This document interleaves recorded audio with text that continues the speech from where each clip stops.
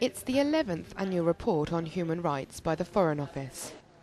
And whilst being broad in its approach, the report also concentrates on specific countries of concern and of specific issues relating to human rights abuses.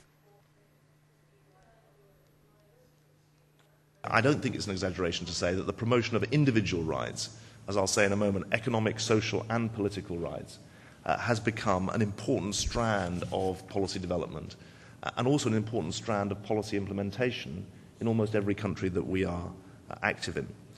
This report is designed to promote the transparency and debate that I think is important to an effective policy in as difficult an area as the promotion of human rights. I think in the detail and in the scope and in the ambition, we reflect something important about the British people's passion for justice and for human rights. I take it as a badge of enormous pride that in the middle of a recession, Comic Relief should have raised £60 million from the British people for international causes.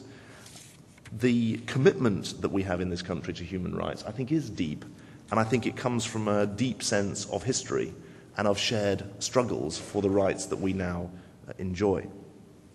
As I say, I think about this report in terms of economic freedom, which is the best way to empower individuals to fight poverty and improve their own standard of living.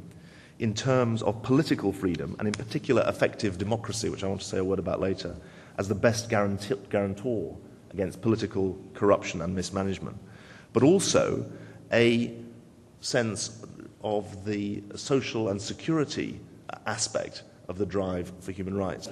Human rights, real obligations and equally real aspirations. In our obligations, we set out things that we must comply with. And in our aspirations, we set out things that we endeavour to achieve. Centuries of common law, combined with our international commitments, in particular the European Convention on Human Rights, now incorporated into British law, dictate that there are certain obligations which the government must hold itself to. And equally, there are certain obligations which have particular significance in the conduct of our international relations. For instance, our obligations under international humanitarian law in armed conflicts in which we're involved, and acts of torture are prohibited under both international human rights and international humanitarian law. The first responsibility for adhering to these obligations falls to ministers and senior civil servants. We need to enunciate our principles, translate them into policy, and ensure that they are understood throughout the organisations that work for us. And we have a further need to ensure that serious complaints and allegations are investigated. A genuine drive to achieve higher objectives too. This report is clear about aspirations too. There are many examples, some of them extremely grand, to reduce poverty in Africa, to promote the rights of women in the Arab world, or to encourage China to relax its restrictions on freedom of expression and freedom of religion. And because these aspirations are truly universal, the report is very wide in scope. It focuses on some important countries and some important themes.